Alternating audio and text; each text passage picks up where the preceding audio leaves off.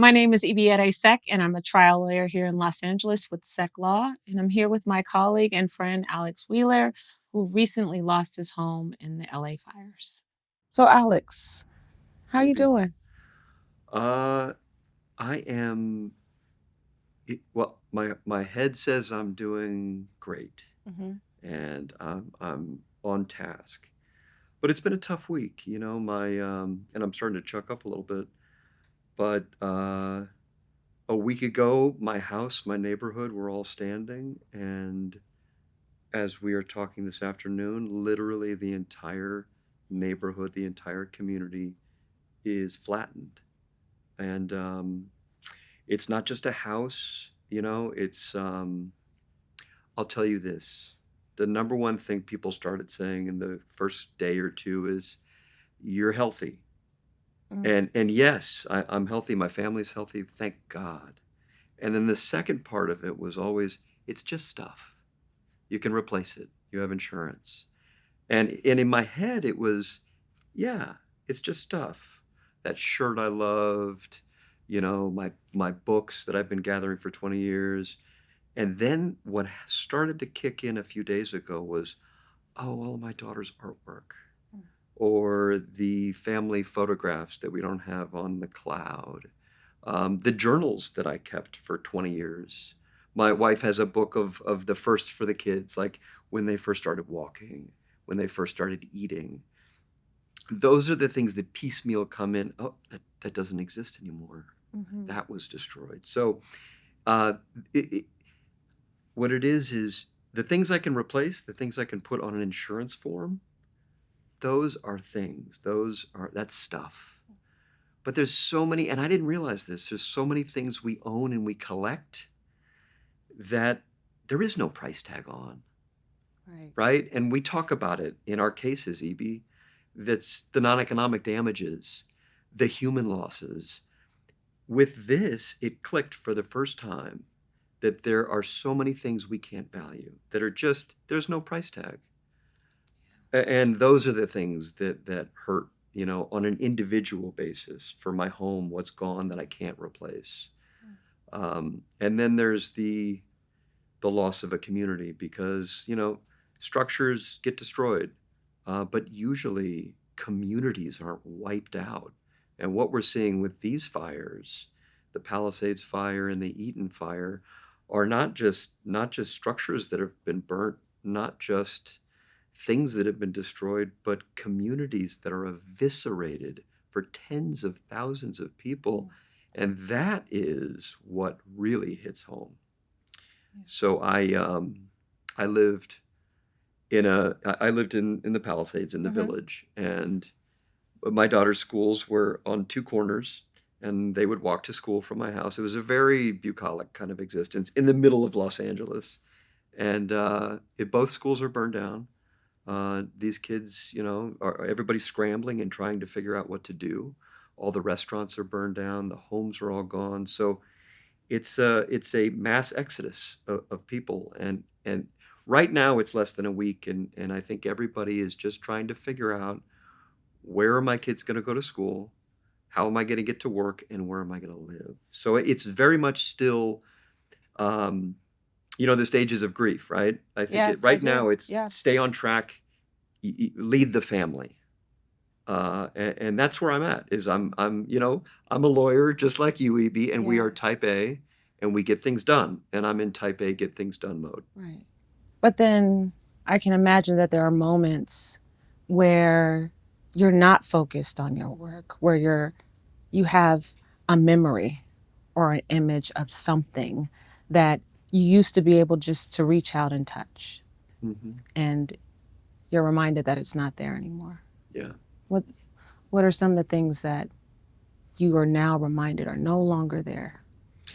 EB, the memories that are most poignant are like of my hallway between my wife and my bedroom and my kid's bedroom at the end, when my daughters would come wake me up, and Mm. then it'd be hand in hand as I walk them back to their room. Yeah. That's the image. That's just the hallway and the bedrooms and the stickers and the artwork, that make it a home, right? Because it's four walls. It's a structure, but what makes a home is the little places on the wall that are stained, right? The place where you put your Christmas tree or where you gather for meals. Again and again and again, the rituals, the markings on the closet doors for the height. Those are the things that just piecemeal are kind of coming in. It's like we've got to rebuild. Those are gone. Those are never coming back. And so I'm still in that um, I'm still in that early phase of grieving. Yeah. Yeah. You showed me some photos of your home, or what's left of it, Right. which isn't much. And there were trees in your yard. Can you tell me about those trees and the significance of them? Yeah. I mean, I had gotten into composting a while ago, which, by the way, if you're not into, is I am. are you? Yes. Oh my, we could talk about We could composting tell. forever. And I do it with my girls because just first of all, the cycle of life, right? The food we eat, the banana peel turns into the soil that turns into the next uh, piece of fruit. But anyway, we got really into composting together, and so we would compost, and then we would plant those trees, and then when they would bear fruit, we had a little basket out front where we would put the lemons and the limes, and that basket survived. And on the weekends, we would pick the fruit and put it out there for the neighbors, and they'd be gone within an hour. And my friend sent me a video of the house because we couldn't get in to the community. Still can't actually, but he got in and he sent me a video and apologized and said, "Hey, I don't know if you want to see this, but I actually needed it for my insurance claim. They need proof that your house is actually done." So he sent me that, and I saw it there, and it was there's the basket, and I can't wait to get in because the kids, they miss their home. They're not sure what's going on. So any memento, anything that I can grab from the outside, like the birdhouses, the trees are still there. Yes. The house is gone. The trees, the grass, they're there. So I'm gonna get what I can. Yeah. Yeah. You're talking a little bit about just the community, and this is true for any community. There are places where people go to school. There are houses of worship. There are libraries. There are restaurants, the watering holes, the places where people come together. And there's been a lot of talk about rebuilding, of course, but there's something that you can never really replicate, and that is the original community that was there. Um, and can you just talk about what it means to be a part of a community that's now gone? Yeah, I think that it's the day to day, right? It's the barista that you run into when you get your coffee. The school is a huge one, right? It's the teachers, the administrators, the gathering of the children. But all the businesses, the small businesses in the community, even the big businesses, the Ralphs, that small businesses, big businesses, they're run by people, they're serviced by people. And the fabric of a community is the day to day interactions that we all have. And my fear about the communities that were destroyed in last week's fires is everybody's got to move on, right? I mean, first of all, the county won't let you live in a place that's been devastated. Your lungs you'll get lung disease if you stay in a fire zone. So everybody has to leave. Everybody has to find alternative housing. So when the rebuilding does happen, and I hope the county and the city streamline rebuilding permits, and I hope developers come in and people rebuild with their insurance money. The issue is that is, even on the best of timetables, years and years away. And then what? Everybody moves on. Everybody must move on. You've changed schools. You've leased a home. Maybe you've bought a new home. Maybe you like your new neighborhood, and the old one is gone forever. So I think a lot of these communities will come back. I am hopeful, but they will be oh so different when they do come back, and it'll be a slow process. I lived in New York City during 9/11. and I was midtown, so it was about 40 blocks. So it wasn't, I didn't live downtown, but I could see the World Trade Center from my apartment at the time, and the devastation was local. It's Manhattan. It was a tiny area, but the fallout was a huge space. And to rebuild that community took a very, very long time until we saw those beautiful new buildings in downtown Manhattan. And the damage that I've seen is on that level. It's going to take a long time. I just hope that people will rally around. What was so beautiful was when the 9/11, the towers were back in a much different place, of course.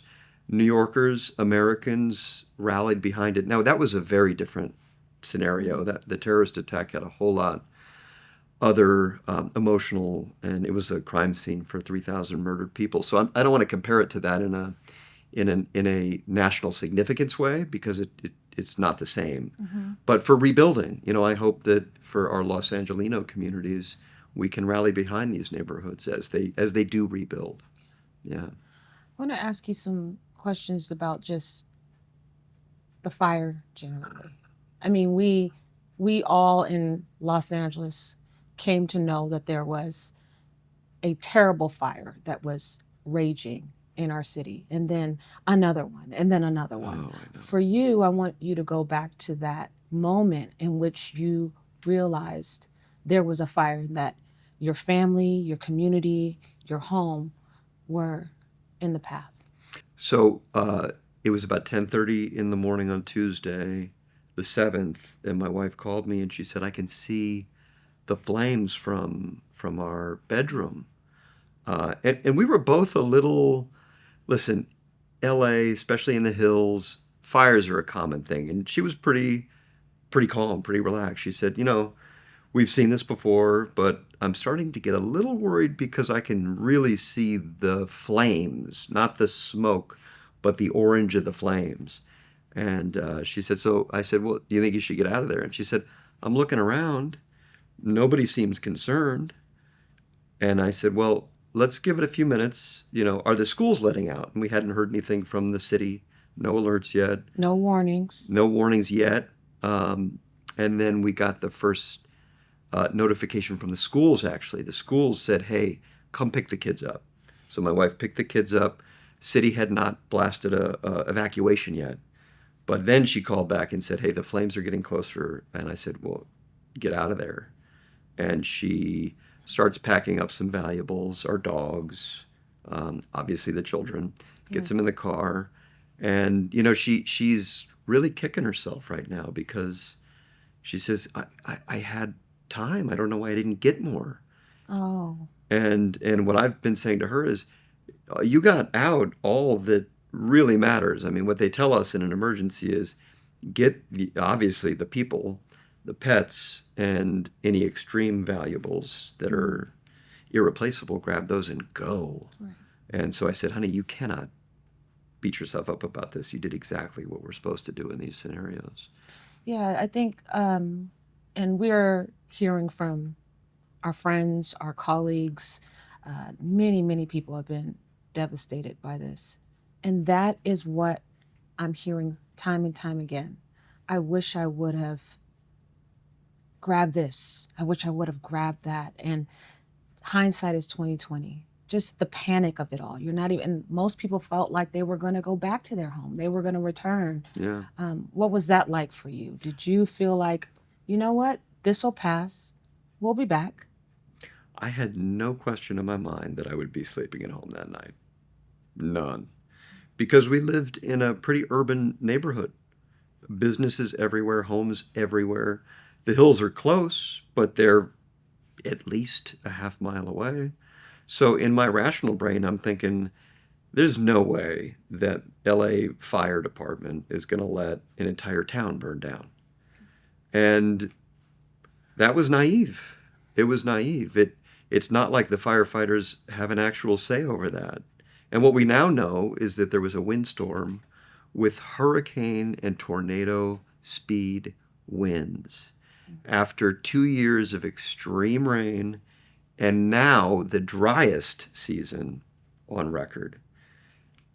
Add that up with the biggest windstorm we've ever seen, and these firefighters who risk their lives and do probably the bravest work out there, they would have the hose out and the water would be spraying back at them because the winds were so high. I mean, I mean, when a fire gets going and the winds are that high, there's nothing that can stop it. And that's what we saw. When did you find out that your house had been burned down? We were watching the news late Tuesday night, and they were on my corner. Actually, the news crews were stationed one block up on Sunset and Swarthmore. My house was on Swarthmore. They were a block up, and they were covering the structures that were burning. And I'm across the street from the elementary school, which has been there since the 50s. And they panned over to the elementary school, which is a beautiful, well, what's left of it, beautiful Spanish style, old Los Angeles architecture. One of those things you could never rebuild, those stunning classic LA buildings. And it was just engulfed in flames. And I'm literally across the street and I'm thinking, there's no way it survives. So that was, as we say, circumstantial evidence, right, Evie? Yeah, The yeah. direct evidence was a friend of mine got into town the next day and was taking videos. And he actually called me and said, "Hey, I have a video. Do you want me to send it to you?" And then he did, and I was able to see what was left.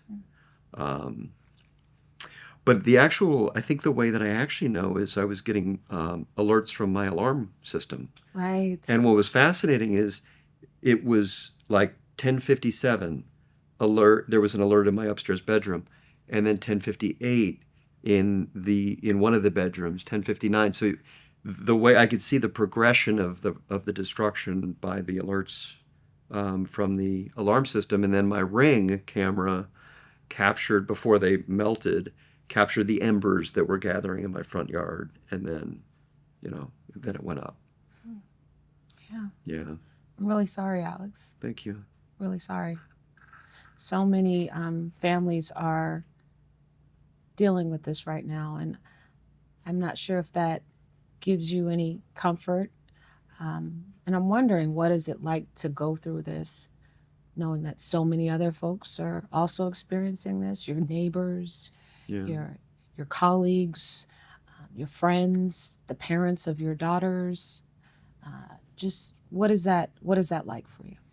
Well, I'm really blessed. I've got a great career, a great job. I'm an attorney. I have insurance, and my family's safe. So, as awful as this week has been, I am so blessed and privileged to have the setup I have. And what breaks me is, people hear about fires in really nice areas like Altadena, the Palisades, these beautiful areas with beautiful homes, and they think, oh, these people are all going to be fine. And a lot of us will be, but a lot won't. I mean, in my neighborhood, which was a really nice neighborhood, I know people that have lived there for 40 years and they inherited their parents' house. And pretty much their entire net worth was this home that's been passed on from generations. And so I think a lot of people jump to conclusions, and I know the people right next to me had been in their home for 40 plus years. And they'd seen the property values rise with California real estate. And that was, I imagine, a big piece of their retirement. And they're wiped out. And those kind of stories are the real heartbreaking stories of people that didn't maybe have home insurance on their structure. People that don't have relatives that they can go stay with, people that can't easily be mobile. And I know there are people in LA County now that are facing that, and that is the heartbreaking part. Absolutely. I mean, this happened when the county is in the midst of a crisis, Yeah. a housing crisis. There's an incredible shortage. We have a homeless crisis. We've been seeing this for years, people sleeping on the streets in their cars.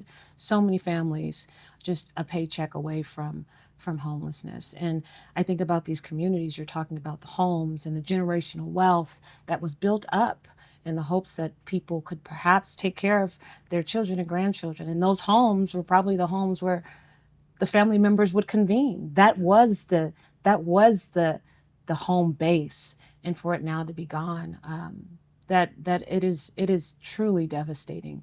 And we're talking about Angelinos. These are all people from the county. What are some of your concerns about how this is going to affect just the city? I mean, what's happening? We've seen the headlines. We do know that we have a housing inventory crisis in, well, Los Angeles City and the communities surrounding the city. I mean, it's already unaffordable for almost anyone. And that creates a lot of societal problems. People have to commute hours. And now we've just taken, what, 10,000 plus single family units and multifamily dwellings, taken them completely out of existence. So what we had was a crisis, and now what we have is a humanitarian disaster in the making. You remove the inventory and you compound it by having families that are now looking for rentals, displacing other people that were maybe hoping to get into the market. So my hope is that the rebuilding will be smart, policy-driven solutions for this. I mean, if there is eventually a good ending to this, maybe that's it. We've got all these communities. I mean, Los Angeles is such a beautiful city, right? I mean, we look at the pictures from the Yes. 50s and the 60s, and it was the place of opportunity. I mean, it's where everybody went that wanted to start life in sunny, beautiful Los Angeles. And that's why it ended up with 40 million people in the state. Mm-hmm. We got too big. We outgrew the infrastructure, and we built these homes and neighborhoods and communities alongside nature. And I think what we all forget, and the Northridge earthquake was a long time ago, but it woke us up to this.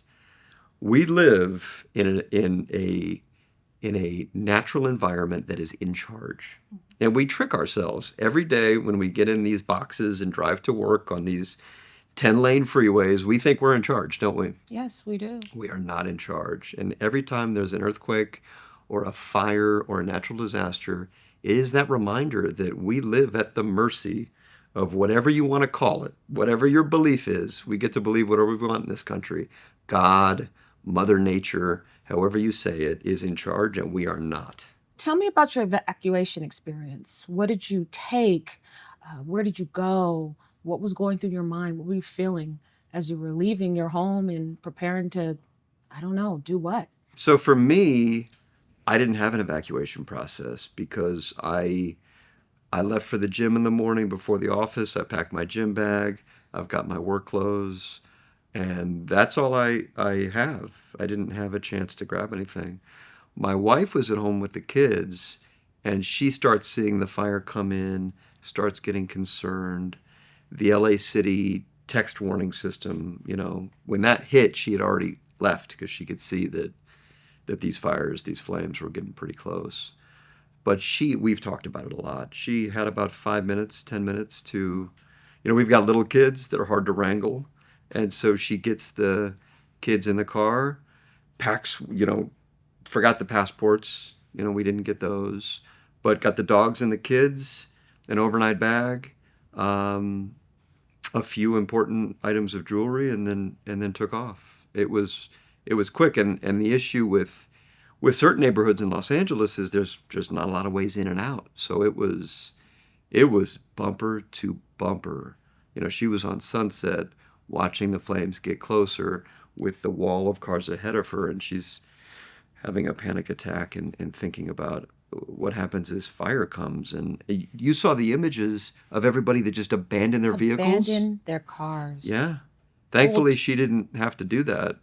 But, and then you don't do that because the firefighters need to get in, pull your car to the side. But I think people were thinking they were going to burn. So what do you do? Get out of your car and run. Thankfully, that didn't happen to her.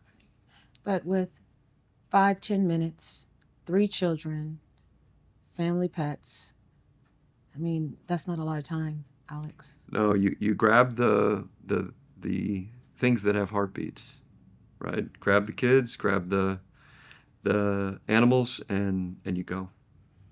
We're a week out almost. It's about 6 days later.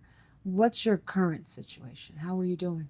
So like pretty much everybody else, I'm in an Airbnb for now.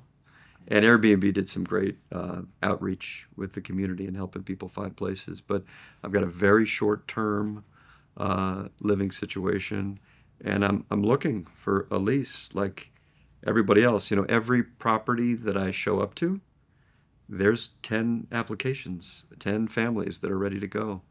And that's the problem with this, like you said, that housing shortage is we've got tens of thousands of displaced people in the Altadena, Pasadena area, the west side here in Los Angeles.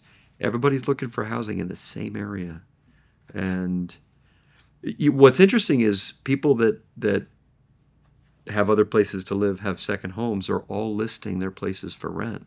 So there's an interesting market dynamic now of people listing their homes for sale that were kind of on the fence or listing them for rent if they wanted to leave anyway. So there's a huge demand, but I'm also seeing a huge pent up supply coming as well. But yeah, I'm like everybody else thinking what I'm going to do for the next year, 2, 3. It's very uncertain right now. And I know that everybody I talk to that's in a similar situation is, where do I go? What schools are the kids going to? And what's life going to look like in a month, this time next year? Because building houses, finding a new place to rent, it takes a lot of time. Mm-hmm. So I don't really have a lot of answers. Alex, there are people who are really having to make the tough decision right now, whether or not they're going to stay in the city, stay in the county, or leave. And then some are even talking about the prospect of rebuilding. What would that take? How long would that take? What are you kind of thinking through and considering as we sit here today? Yeah. Well, the city and the county, that's an easy one. I was born in Los Angeles in 1978. I'm an LA guy through and through. I go other places and I get a little uncomfortable. I'm a true Angelino, so that's the easy part. And then with the neighborhood, there are so many questions. I'd love to say that I'll be right back as soon as I can, but truth is, I don't know, right? I mean, how long does it take to remove the debris, to get housing permits, to get the insurance money to rebuild? When it does come back, what businesses are there? What services are there? What schools are there? I would love to just say, absolutely, on day one I'll be back, but 1 week in, 6 days in, there are more unanswered questions that I can fathom on that issue. So I think it's going to be just month by month, and I really hope legislators and our city council and the housing authorities make it really easy to rebuild. I think they will. I think that the city's going to have a massive hole in property tax that they need to fill. So everybody's incentivized for smart development and quick development. But I don't think anybody can answer that question, E.B., without knowing what the future is. Mm-hmm. Yeah. I can tell you that I know a lot of families in the Pasadena, Altadena area. Some of them have found housing and Airbnbs or family and friends that can house them, but others simply haven't. They have decided to leave the state. Some are even considering cities that are a little bit more affordable, where there isn't a crisis, Lancaster and Palmdale, Moreno Valley.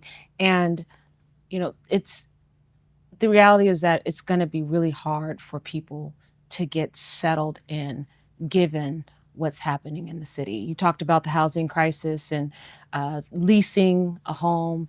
There are people out there who are willing to put 12 months down for a lease and pay double what it is listed at. meaning that so many other folks are priced out. And it really is, it's really challenging for a lot of people right now. We're going to see a profound shift in how probably hundreds of thousands of people live their lives.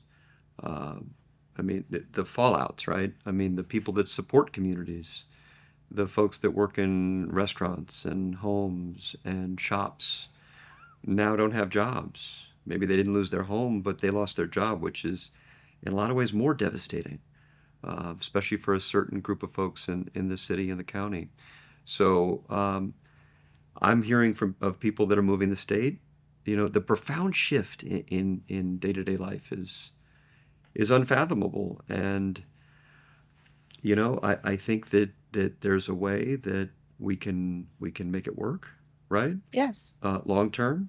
But for now, you're right. People just want to stabilize, find a home, contact their insurance company, find out what their options are. If they don't have insurance, is somebody responsible for these fires that we've read about and worked on cases, EB, on these in the past? And I think people are just questioning, how did this happen?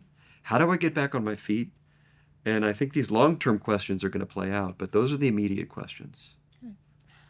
How did you tell your daughters about the house, the loss, and really get them adjusted to this new normal that they're living? I do want to give a disclaimer, Evie, Yes. that I'm a little wary about giving parenting advice. Okay, your wife then. Yeah. I'll give her credit. Well, but here's what it is. My tendency is to be super honest with my children. And what my wife reminds me is, yeah, honesty's great, Alex, but maybe we can tailor that honesty for 3, 4, and 8-year-olds. So I tend to just say things as they are. I mean, you know, we're trial lawyers, we're litigators, we're used to just yeah. let's give it straight. And so with my 8-year-old, she asks a lot of questions, and I answer them very honestly. Like she says, what happened to my school? Honey, your school burned down. What happened to my home? It burned down. What about, she had a stuffed animal, Foxy. That was a fox I got her when I was with my dad in Montana. And that was the biggest loss for her, was her stuffed animal she's had since she was a little kid. And when she asked me, Papa, what happened to Foxy? That was what she was most upset about. And I had to tell her, Foxy's gone. Well, how? I mean, she's the daughter of a lawyer, so she asks a nonstop litany of questions. And eventually, Foxy burned in the fire. So for an 8-year-old, it's a lot of straight up honesty. I haven't showed her the videos. Here's an example. I have the night of, I tried to really restrict the news. I didn't want her to see all the visuals. I have not and will not show her the video of the house and the pictures of the house after. I don't think I'll take her to where it was until it's cleaned up.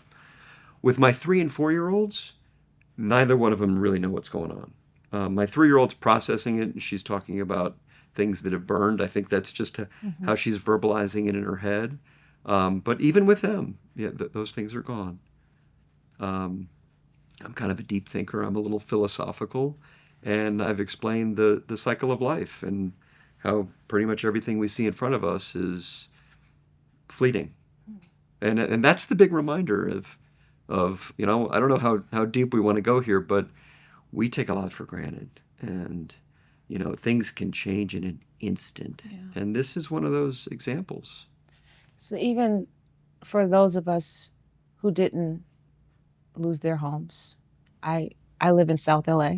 And we have not been impacted by the fire in that way. The impact that we've experienced is that our friends and our coworkers, our relatives are now moving from the Pasadena area, the Altadena area into the community because that's a safe space. And I can tell you that it has been incredibly hard to see so many people and love going through what they're going through. And it informs really what I do. We had the warnings. The county sent out several letting us know that be prepared. packing bags. And what I was doing was looking around in my home and asking myself, if I had 10 minutes, what would I take? What do I want to put in this bag? And then I went through this process where, Alex, I actually started thinking, I don't need the vast majority of the things that I have. Why do I have so much of this? Why do I have so much of that? And I found myself purging a bit, just letting go of things. And that is what I think I'm experiencing as someone who hasn't lost their home, but I'm watching it unfold before my eyes. Every day there's a home or multiple homes, thousands of homes over the last week that have been burnt down. It's just, it really is astonishing. So Yeah. Well, just quickly on that, we got through the Christmas, we just had the beautiful holiday season. And I was talking with my wife after that. She was looking at all the kids' presents and saying to herself, we don't need 75% of this. And now it's all gone.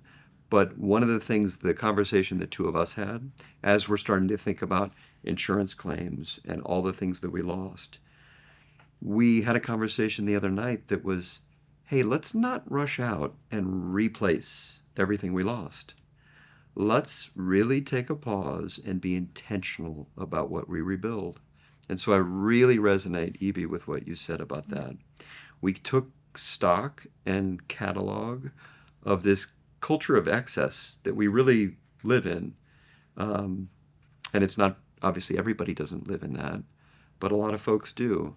With the Amazon toys that are $10, the plastic that's everywhere. For the kids, for me, for my wardrobe, for my wife, for everybody. When we rebuild, when we repurchase, what do we really want? What do we really need? That was a real big shift for me as well. Yeah. And then for what I would take in the future, I would definitely have passports, birth certificates, just things you don't want to lose, journals, mementos, family heirlooms that you would think there's no way I could replace. Know where they are, know how to get to them quickly. Mm-hmm. Yeah. Good advice. Good advice. And we all know this. We read about it. We just don't. The other thing is, we live in a wonderful state with by and large, solid leadership, and we are on our own at the same time. Say more about that. Well, we got these alerts, but I'm glad that my wife was on the road long before they went off, because the people that had to leave their cars and run, that the firefighters had to bulldoze through, if you wait too long, it's too late. And, the government is going to do the best they can, but firefighters are standing there with no water in the Pacific Palisades. They're hopeless. They couldn't put these fires out because there was no water to do it. Nobody ever imagined that would happen, that the city of Los Angeles would leave reservoirs without water. I know we're in a drought, we're in California, but nobody knew of that. And so in a lot of ways, everything we think the government is going to be there for us on may not be the case. And we live in a state that is prone to natural disasters. So it's a wake-up call. Do you have enough water, right? Do you have enough food in your house? Do you have access to your belongings in case you need to leave? Do your kids know that, hey, if at 3 a.m. we got to go, here's the drill.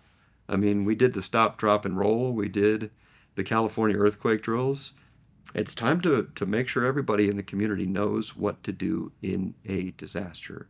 Because for whatever reason, and there's a lot of theories on this, they seem to be happening. We hear, EB, about, this is a once-in-a-generation event. This is a 100-year flood. No, these are happening all the time. So are we ready? I think we're not. And so we all need to look within. Is my house in order? My literal house in order for the next time this happens? Because it's going to. And figuratively.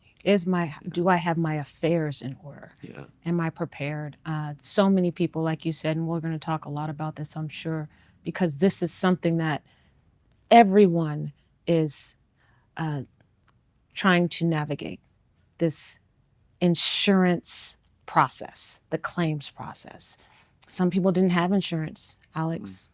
The insurance companies had dropped many policyholders over the last few years because of the risks of living in Southern California.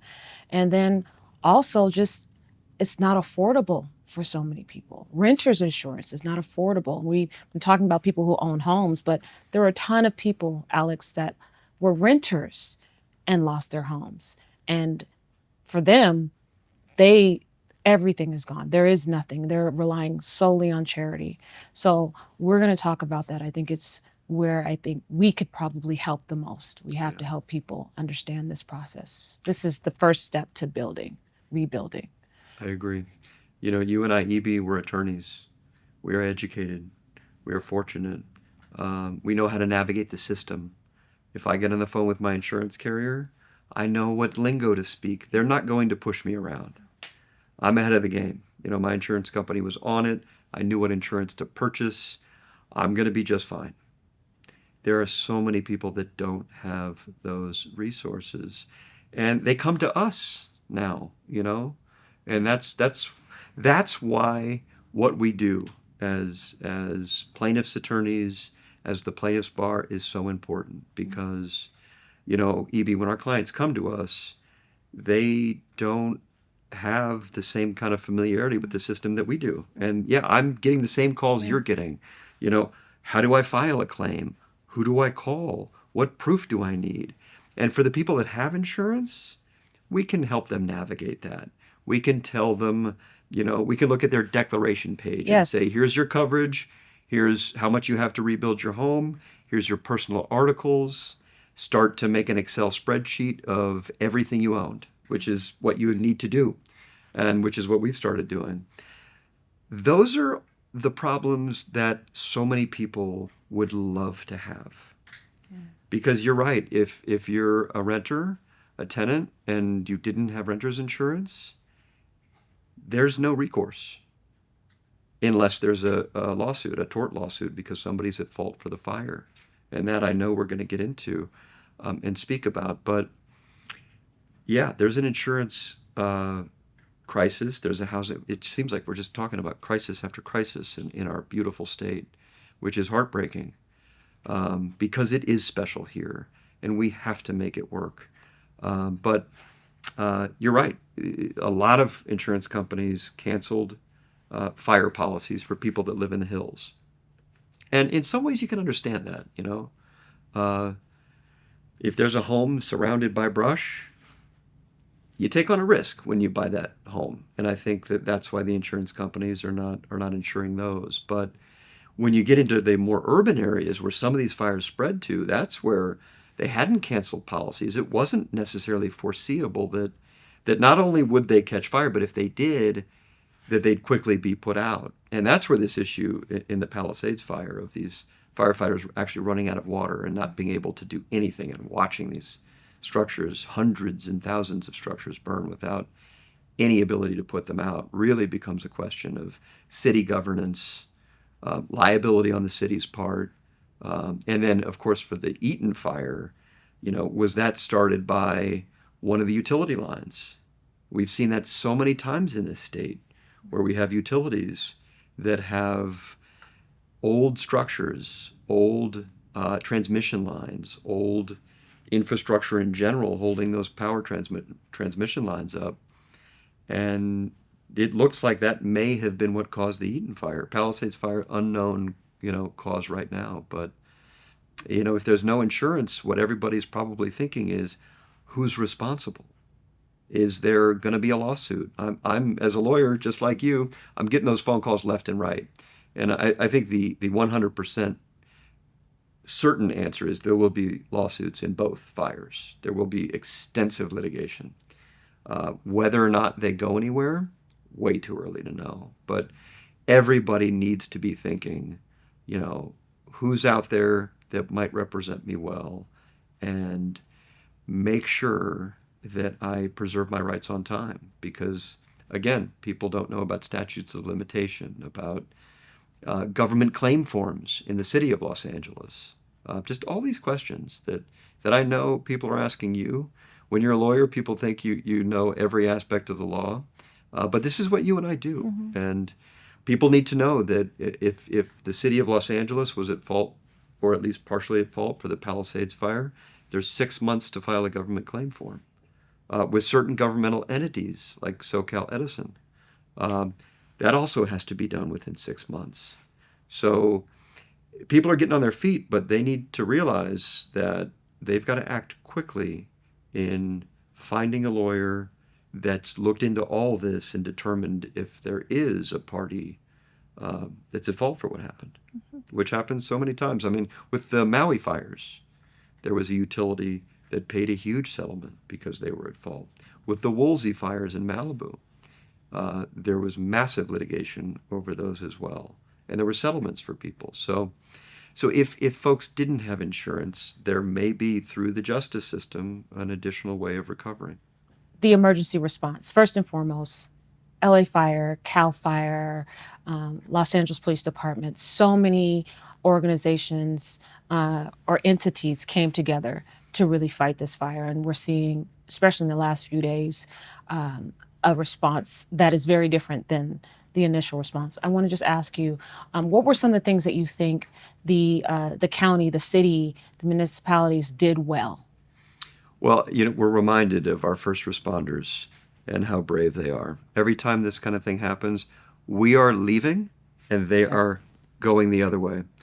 So whenever I hear somebody complain about pensions paid to police or firefighters, I'm the one that says, hey, we've got to incentivize these people to be the ones that race into our communities when we are at risk. So I am a huge supporter of law enforcement and firefighters and the people that step in when we need them. So I was really blown away by the response by the police and the fire. But they only have the tools that they have. And so I think it's less an issue of the emergency responders and more an issue of long-term planning by city and county officials, right? Like if we have neighborhoods that are surrounded by brush that has not been cleared and doesn't have to be cleared, is it really that much of a stretch that something like this is going to happen? So, less of an emergency response, and I think what we need more of is sustainable living in a really diverse topographical community that Los Angeles is. So earthquake prone, fire prone, floods. It's tough to run a city like this. It's very easy for us to sit here and critique, but I really do think that our government needs to sit down and say, these things are going to happen. What are our real plans? Because we get so complacent day to day. Life's working, and we don't want to think about the bad things that happen. It's their job to think about it. And I think we'll see more politicians run on platforms of, let's think about how we can live in community with nature as opposed to pretending like we're in charge when we're not. But I think that the police and the fire, I think they did the absolute best they could. With the resources that they With had. the resources they had. And we've seen the headlines about cutting budgets to fire departments, and I don't know 6 days in whether any of that's true. We don't. Social media, just all these conspiracy theories. Some probably aren't conspiracies. Some probably are. There's going to be commissions, and there are going to be so many investigations that we will get answers in time. But what I do know is, as people are leaving, those everyday heroes are coming in to do everything they can to save our communities. And those people just, thank God we have them, right? Thank you. Yeah.